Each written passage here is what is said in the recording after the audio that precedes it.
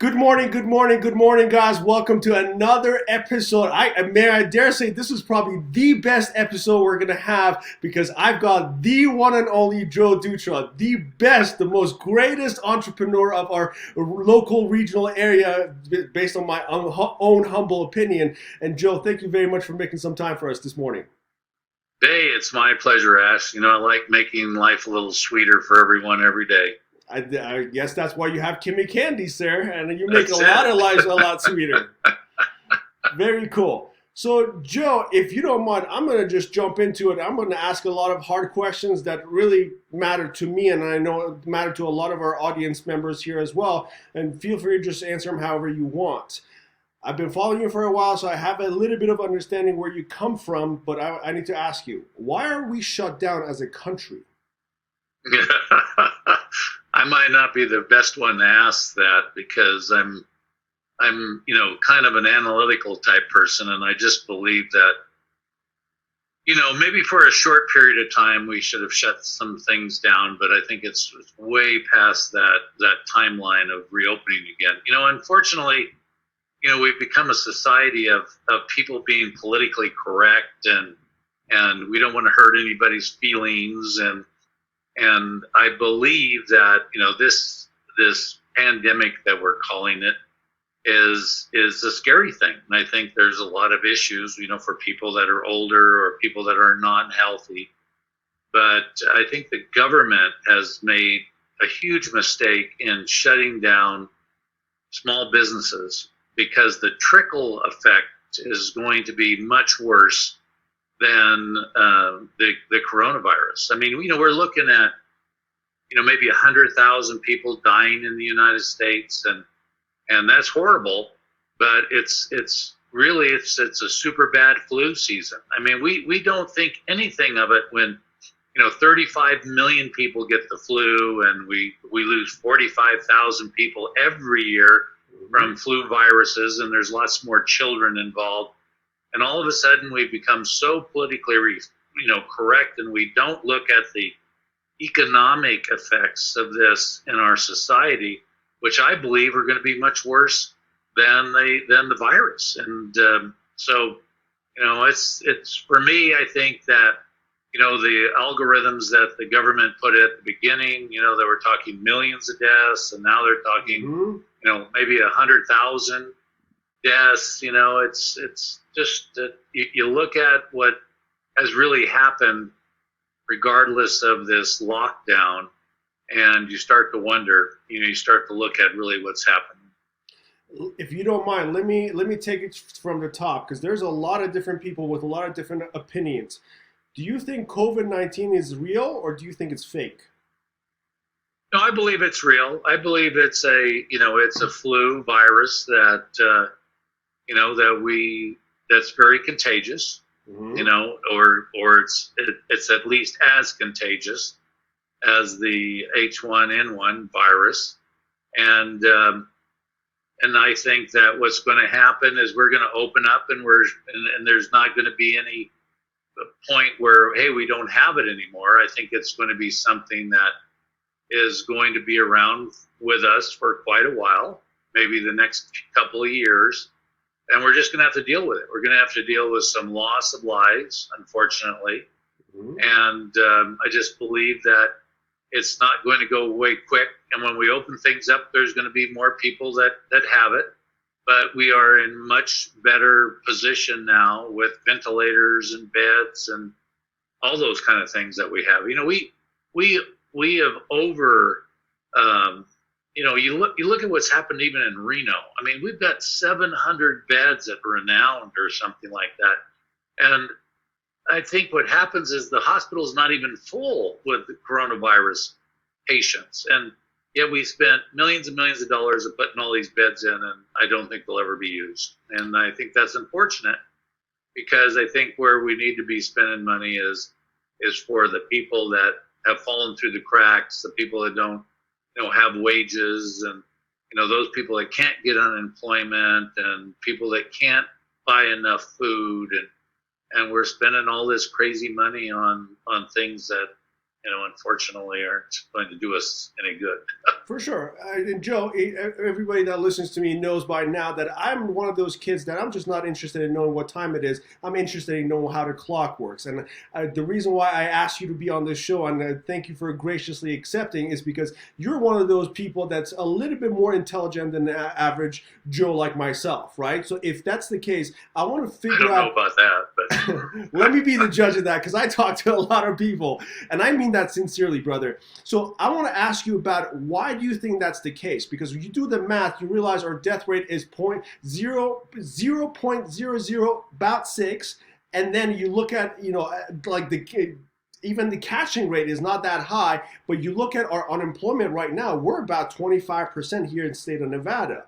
Why do you think these things are happening, or why do you think our government officials, people that are smarter than the average people, and they're people that are in position to actually make these decisions as our representatives, why do you think they make these such decisions? Do you think it's just bad data? Do you think it's just not understanding economics, or where do you think that comes from?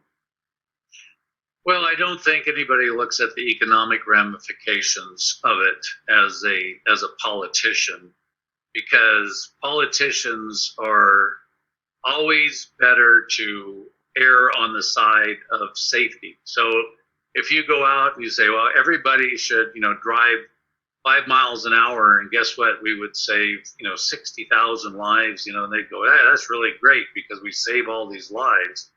Everybody wants to be a hero. And unfortunately, with regards to pandemics and, we need to do smart things, which we have, we've created, processes of testing all our employees and making our environment a little safer. But what's happened is I think with government, they've taken it to an extreme. I mean, think about it. So we're a service and business society. Mm-hmm. 80% of all the new jobs are created by small business. Yep. And we're destroying that base. We're slowly but surely. And then they're talking about slowly opening up. Well, and then we're going to have social distancing where there's only 25% of the people in the restaurant, or 50% of the people in the restaurant. But what they don't think about is those restaurants won't survive very long with only 25% of the people in them. They won't survive very long with only 50% of the people in them. And the reason is, the whole infrastructure of our whole society has to change, where business owners that own buildings that did the upgrades are not going to be paid enough money to keep the building, because everybody's going to say, hey, well, I can only do half the business, so this property is not worth what it was before. Well, it would be if we could go back to 100%. So I think politicians, unfortunately, the government, is they get shamed too easily. We've got a media that is really prejudiced against anything that has to do with business. Most of the media people are like, oh God, we got to save every person. Mm-hmm. But not realizing that more people are going to commit suicide or starve to death in the world because nobody has any money. And depression is a horrible thing. They had a study done a few years ago about, for every 1% of unemployment, that there's the possibility of 10,000 people dying from suicide, from depression. And so if you look at, we get to a 20% unemployment rate, or a 30% unemployment rate, you're looking at 200,000 to 300,000 people in the United States over a period of time dying of depression and suicide rates. Mm-hmm. And so, I just see that we've created this, the government has created this monster that, when do we open up? Can you tell me that, Ash? When should we open up? Well, there's no good time to open up, because as soon as you open up, there's going to be more cases, but there's no way you can go backwards and shut down. So the only thing that we've done as a society is maybe lengthen that curve, but we're not going to stop how many people are going to get sick from this, because there's probably 10 times more people that have been affected by the coronavirus than we have testing for. And the weird thing is we test more people. We say, oh, more people have the coronavirus. But it's like herd immunity. It's like, how many people last year did people go in and go, well, you have the flu, and so we all have to shut down your business because you have the flu. But you had the flu, which basically kills more people worldwide so far than this virus has. So I don't know. I mean, it's a perplexing situation. I don't think anybody in the history of the world has gone through this before. We have all of a sudden taken the some of the models that some of these government officials have done and said, here's what it is, and this is how many millions of people are going to die, and this is a world pandemic. And then you look at other people like Sweden that don't do anything, and sure, they've lost a few more people, but it's not like they've lost half their population. In proportion, they've lost a couple of thousand people, which is horrible, but I think they're going to be the country that, as they move forward, are going to lose less and less and less because of the herd immunity aspect. Got you. Now, where do you think this stuff comes from? Because part of it is like it's global, right? Do you think China has something to do with it? Do you think the virus was man-made? Or if all the governments are making the same decision all at the same time, virtually, not all, but I guess maybe a good majority of them, do you think there's something else going behind the scenes? Is this a disparity between the wealth gap, or what do you think is the behind the scenes that's going on here? Well, my belief is that this virus has been around a lot longer. And if let's say it came from China, which seems to be the epicenter of where it came from. The Chinese, if you look at the countries that have been really adversely affected, those are a lot of the areas that are the Chinese Silk Road. So places like Iran had tons of Chinese in them. Italy had tons of Chinese, servicing during their spring break. Right. And so I think as you go along and you look at, where travel has happened, I think we were smart in stopping travel from a lot of countries into the U.S. It probably lessened some of the outbreak, initially. But I do believe that, you start to think about it, we're a world economy. People are traveling all the time. Airports are going around. So if you get a virus starting in one country and nobody knows about it, possibly, or they keep it quiet, I don't know. I think that those people that travel out of that are asymptomatic, they all of a sudden go into another country and they start to infect people without any malice. They're just infecting people. And then all of a sudden you get these aging populations like Italy. I mean, where if you look at really the people that have died from this, and they're starting to finally saying that these people have had underlying conditions, either that they're diabetic or they're cancer people or they've got high blood pressure or something, that these people were always at risk. And, that's why a lot of the nursing homes are, people get infected in there, which they would if they had a bad flu outbreak. I think that, this is unfortunate, but this is how this virus is affecting people. So that's why you see places like Italy, people that have, high smoking rates, that don't have the best hospitalization. I mean, and what our media does is they compare us against all these countries. They say, oh my God, you've got more deaths than Italy. Well, if you look at all of Europe, it fits inside the boundaries of the United States. And if you added everybody up, we're not that bad off here, but we have a very prejudiced media that tends to want to put fear in everybody's heart rather than anytime somebody comes up with something that's like a little optimistic, there's about 10 people that say, oh, no, that won't work. We can't use that. That's not true. Everybody's going to die. And so all of a sudden you get all these people that unfortunately are, there's a lot of sheep in the world. And then they start following, what the media says, and they're afraid to go out of their houses. And it's unfortunate because they can stay in there They're going to probably have to, a lot of them have to stay there for years if they're just worried about this virus will ever go away completely, because look at the H1N1, it still kills, 400,000 people worldwide, and there's no real cure for it. So it's interesting. It really is. Now, in the beginning, I have to admit, I was all about it because I wanted to make sure everybody's safe. Based on the models I was looking at, I was expecting 33 million people dying. I was expecting about at least 3 million people dying here in the United States because of everything that people like Bill Gates had been talking about and everything else. And as I started informing myself more and more and more, because the anxiety that overcome a lot of us, at some point it was just not justifiable. And I started looking at the numbers, and I started trying to understand how the clock works instead of figuring out what time it is, right?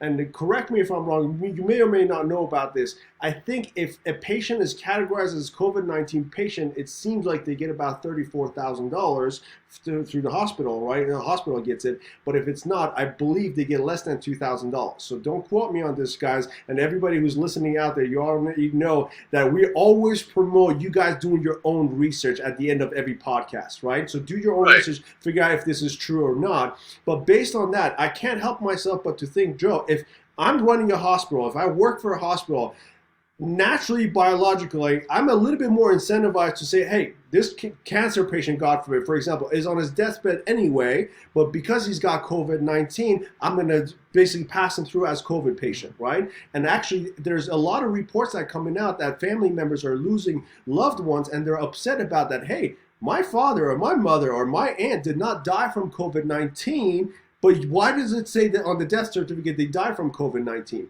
How much of that do you think is a little bit of a business going on, and unfortunately falsely us incentivizing our hospitalizations or other people to move our entire, I guess, media's narrative that way? Well, and I believe this. I believe, that, all hospitals are for profit, even though they could be for not for profit. But think about what's happened to the hospitals. The hospitals have taken away all the elective surgeries. Mm-hmm. And so there's lots of small hospitals that will maybe not even survive, this pandemic scare in a lot of small rural towns because they can't afford to, they've been doing nothing. Doctors are being laid off. We don't realize that surgeons, are not treating pandemic stuff. So they're not working. So they're not creating income for the hospitals. So the hospitals are looking at however they can get money. And I think that there's a possibility, and I'm not sure, that, they get a little extra money if this is part of this COVID-19 process. And what that is, I don't know. But what I believe is that, and what I've heard, and I don't know if it's true or not, is that there is always a push to have people die or be admitted for COVID-19 and not, regular flu or regular pneumonia.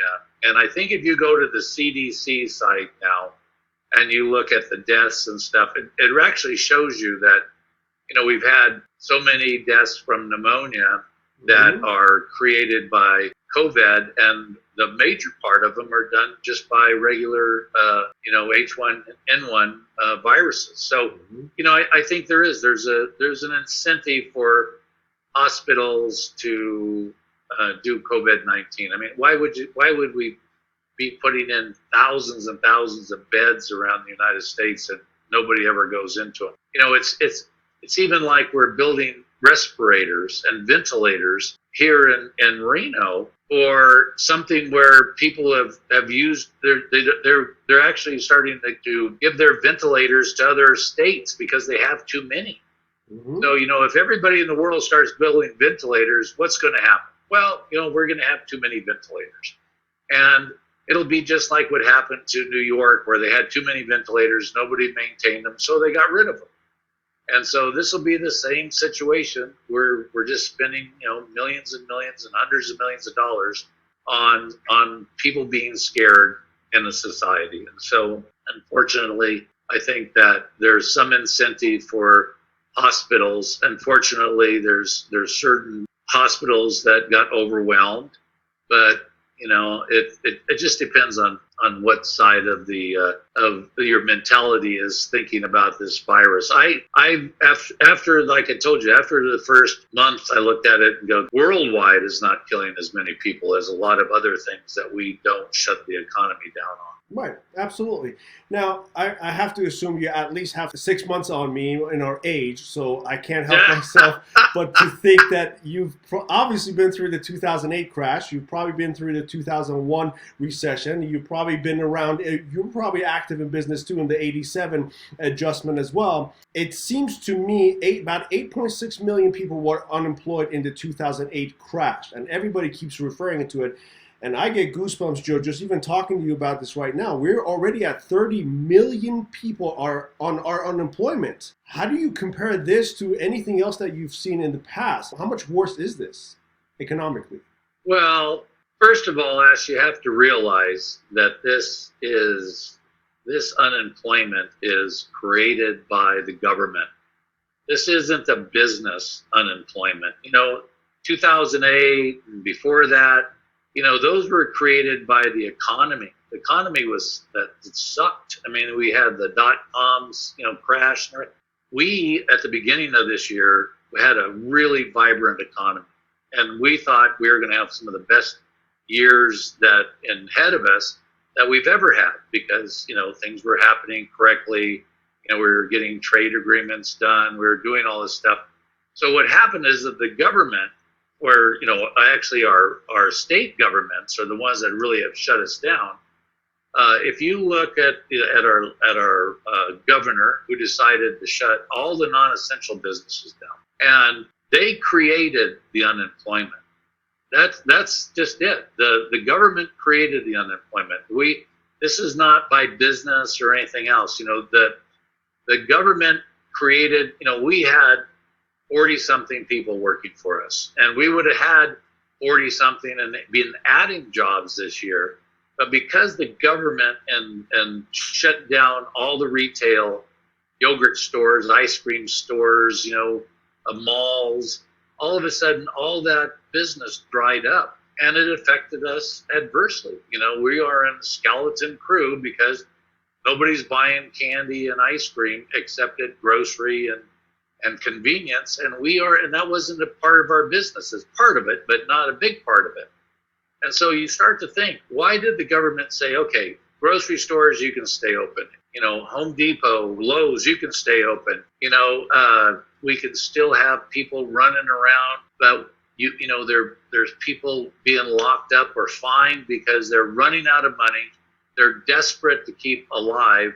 And our local government finds some poor hairdresser, $1,000 because she has to keep herself alive. And the government can't be that. We don't want to become a welfare state, a socialistic state where the government starts saying, well, we're going to give everybody money and then you're more beholden to us. And so we create bigger bureaucracies. And we want this to be a business economy of scale. We want things to happen the right way. But yeah, no, I think this is not a true unemployment recession. This is the one that's created by the government, and it's going to take 5 to 6 months for this to get back to normal. But worldwide, we have the ability to get back going again. We just need to open up, and we need the press and the people in the news media to not vilify anybody that says, let's get back to work. So you truly believe that in 6 to 8 months after everything opens back up, we're going to get back to our normal pre-COVID-19 era? Or what are you referring to? Well, I think a lot of businesses are going to unfortunately close. The other day, there was a consulting firm out of LA that I was involved in. And they were saying that in the United States, there's 1 million restaurants, and that they employ about 16 million people. And right now, about 8 million of those people are out of work because of, you don't need as many people because of takeout.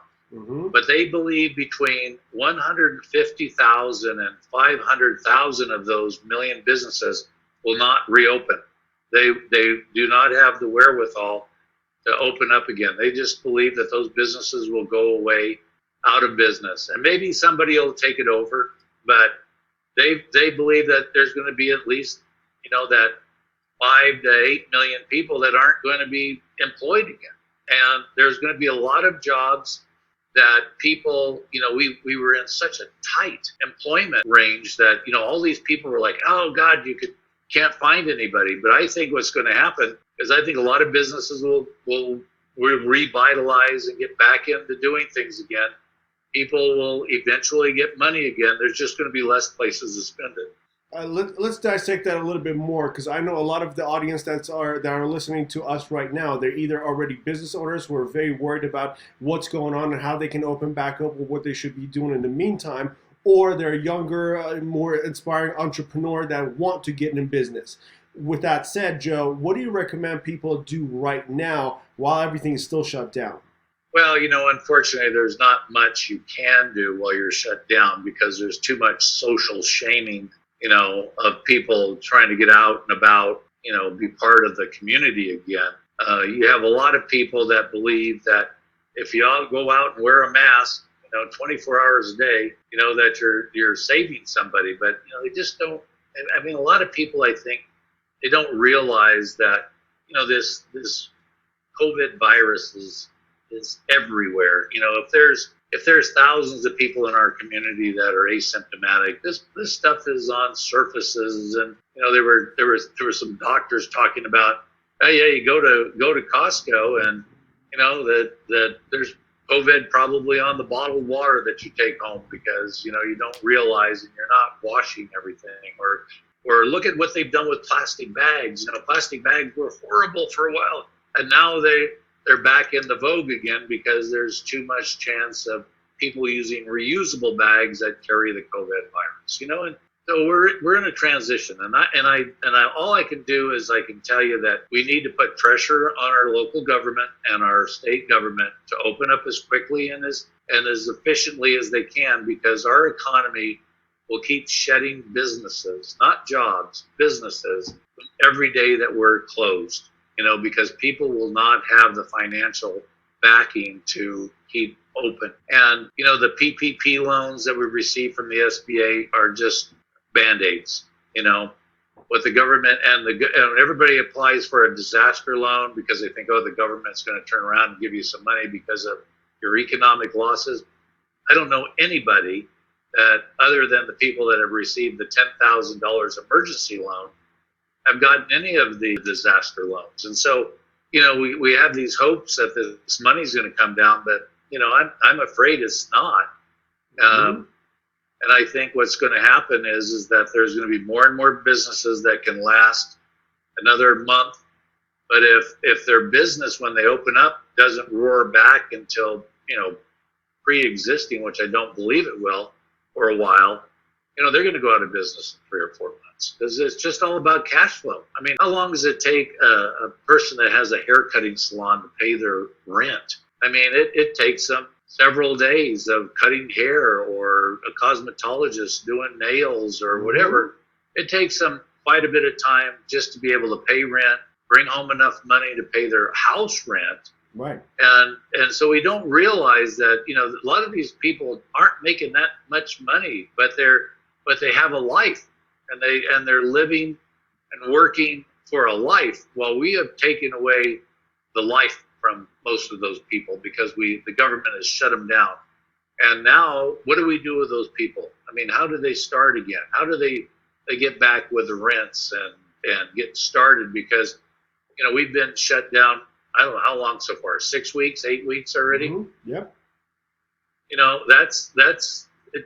You look at it as a percentage. If 20% of your income goes away, and yet you still have to pay rent and insurances and things like that, how do you survive? Because we always hear about the people that are making all the money, that are really rich and they've got all this investment stuff, but that's just a minute part of the population. We're really a population that is small business run, people working for small businesses, small coffee shops, small restaurants, the guy that's got the small clothing store. Those people won't survive if they don't get a ton of people walking in and wanting to buy. I totally agree. It's changing the atmosphere. I totally agree with you, Joe. And I think wealth is such a relative term. Everybody always talks about the 1%. But if you're listening to this right now, I got news for you. You are part of the 1% globally, right? So wealth is always relative. And I'll tell you what scares the hell out of me, because you probably know, I grew up in Iran at least the first 16 years after Shah fell and Saddam Hussein started attacking, bombing our towns and everything else. That's where I grew up. Now, here's what I saw there. A lot of people became unemployed because obviously everything gets shut down. You can't necessarily have weddings, even though you try to have weddings. You can't necessarily do business as usual during time of war, right? So a lot of people started actually being reliant on the government. And guess what the government did? They started nationalizing a lot of these businesses that couldn't afloat themselves, right? Yeah, no problem. You're a bank, you can't afloat yourself, no problem. I'll give you people's money and I'll take 10% of your company, right? And if you default, guess what happens? I'll take over the whole damn thing, right? So before we all knew it, and still again, I was just a kid being there, thank goodness I was able to be transplanted in America and save my life as a Christian, but still, at any given point, what I was seeing is that a lot more power and control. And I guess as a business owner, most of us happen to be, I guess, more connected with those libertarian ideas that I'll do my job, I'll create employment, you just stay out of my business, I'll do everything legally, I'll abide by the rules and regulations like a good human being, but also at the same time, I don't necessarily need the interference, right? Because once you start interfering like the Iranian government started doing, I think it caused a lot more poverty. Even though I think, if I'm not mistaken right now, poverty has always been in double digits in Iran. Even unemployment rate. We talk about 1929, 1930s, the Great Depression.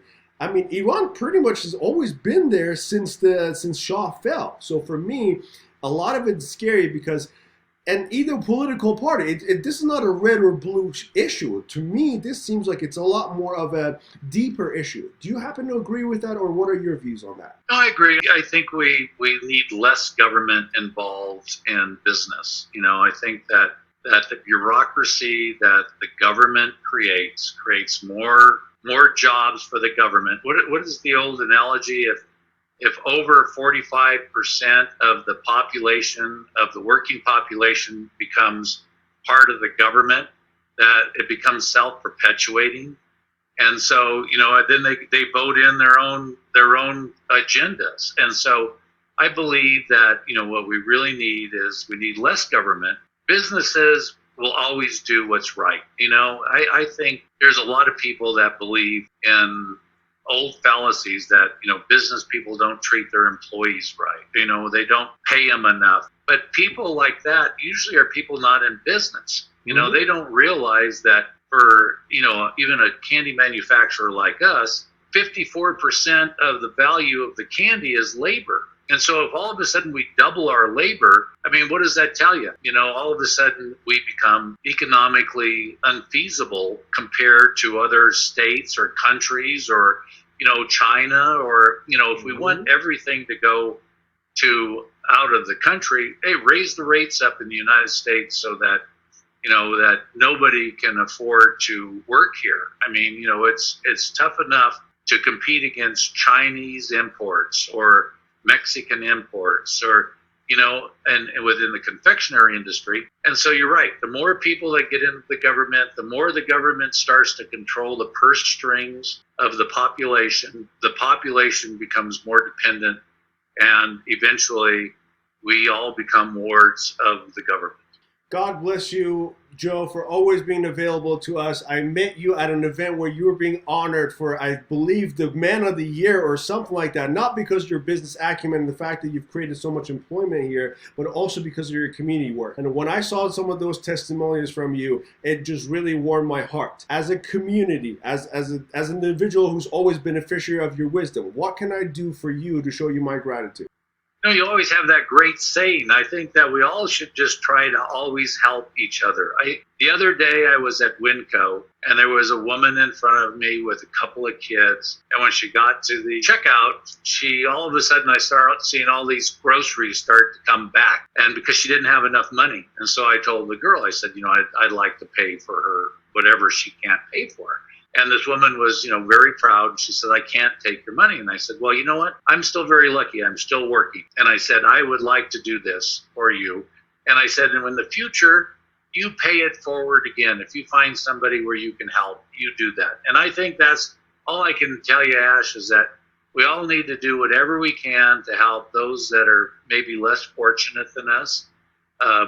We also need to stay very diligent on making sure that we create a society that helps everybody, but also promotes business in the United States, so we do have a free society in the future. I couldn't agree with you more, Joe. Thank you very much for choosing to spend some of your time with us this morning. Any last minute thoughts, anything you want to say to the audience as a closing statement? No, I just hope that we all become rational and we actually look at the logic behind this COVID-19 situation, and that we start to make rational decisions. We want to make sure we protect the elderly and the people that have immune systems that are compromised. But I do believe that this is going to be around for quite a while, and we just need to open up the economies again. And there'll be a little bit of hurt for a while, but I believe that that's the only way we're going to get through it.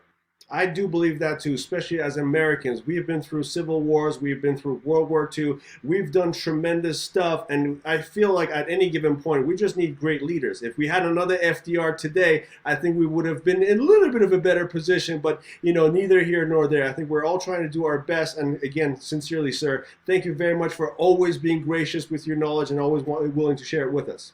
My pleasure, Ash. Real pleasure speaking with you. Tribe, if you hear something from us that resonates with you, please share it with other people. Talk about it. Don't keep it just to yourself. Conversation creates more education. And also, always fact check everything you hear. So hopefully this creates more education for you, more conversation. Talk to each other, talk to your family, talk to your friends about it. And then we'll see you next time.